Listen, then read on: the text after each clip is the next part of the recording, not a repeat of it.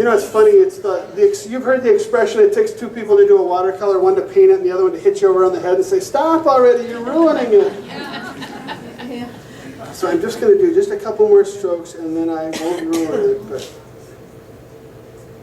I'd like to get just a little bit of a look like that's actually stone up there. I actually kind of like that dirty, really dirty blue next to that kind of that peachy color back there. It's kind of pretty. I suppose if you wanted another crack that the acrylic developed, you could do that with a fine brush and put it in. Yep, and I can do that. And a lot of times, what I've done is I've let this whole thing dry, and I've taken matte medium and laid it with a real wide, soft brush and painted the whole thing with matte medium, and then the whole thing is essentially an acrylic. Right. And then I can go do whatever I want, wherever I want. I still have the freshness of some of the watercolor. Sure.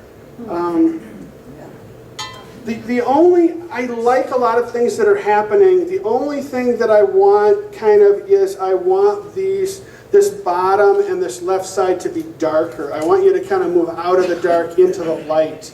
And a lot of times when I do paintings, I'll put them up and I'll find out that I want to kill the corners.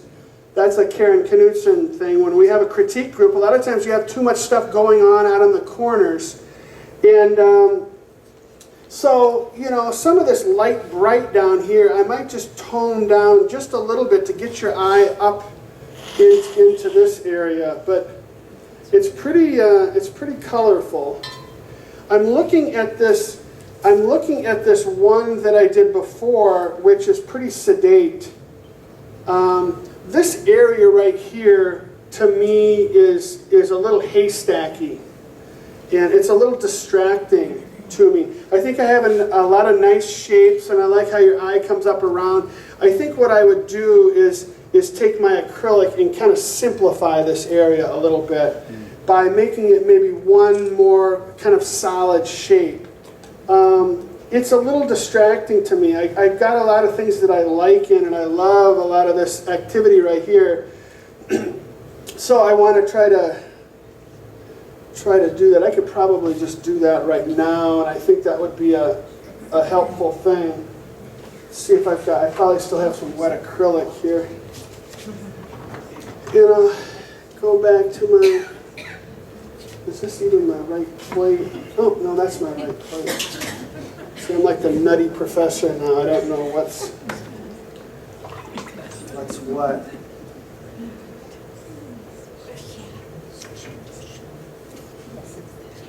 So, yeah, I think that this could be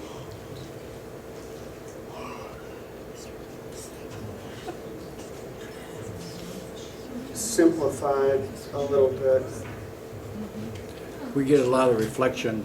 Yeah, you're going to probably have to see this at the end, Right. Because this is probably all flaring out back there for you. But what I'm trying to do is take away a lot of the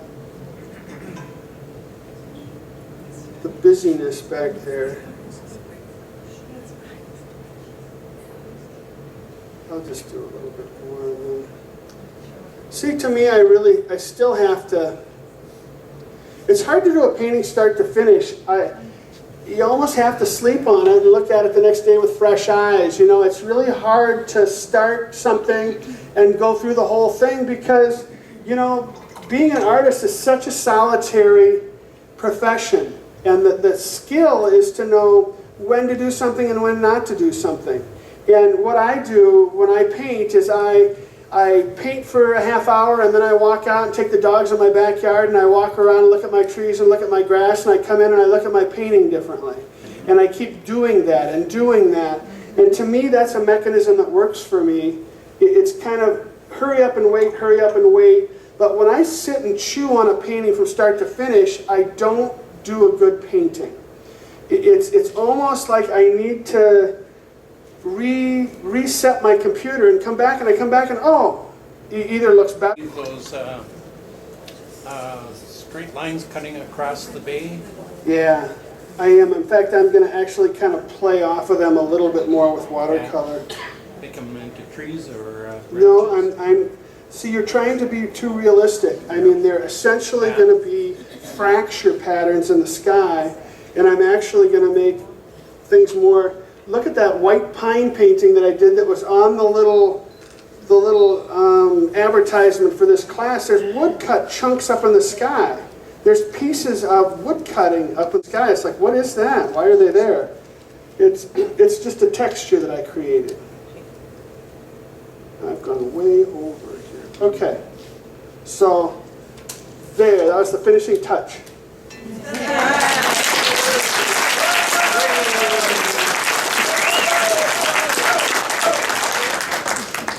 And I don't know if it's totally finished, but it's at a part that's pretty close. But you get the point of how this acrylic stays put, and you can just zoom right over the top of it with Dan, why don't you, if you're thinking of doing that in the sky, why didn't you do the mastic and do the fissures up in the sky the same way you did down below?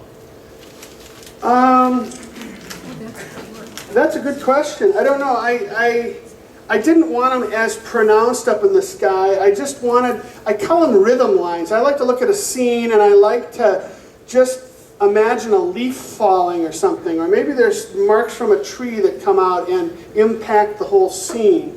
So I might play those up, or I might make those, the color shift. Maybe the water comes over and it actually shifts on that line. Why would it shift on that line? Because I'm making it stylized and decorative. That's the only reason. So, all right, you guys, come up and look at it. We're at 9 o'clock. Oh, the voting. I went pretty long.